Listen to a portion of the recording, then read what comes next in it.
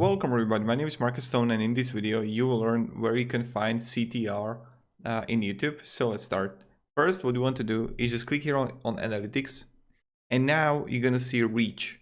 Just click on it, and then you're gonna see it here, impression click-through rate for your videos. So this is one of my channels I have, and I'm starting it out. I'm thinking what kind of videos I could make here to make it good, you know. And you're gonna select engagement, reach here, audience, whatever. So this is how you can actually do it. Quite simple, quite easy. And this is where you got it. Then you can just click videos, and I have one of my videos here. Analytics, reach, and you can see it here also. The best click-through rate is about, I don't know, around 15-20% is like the best you can have.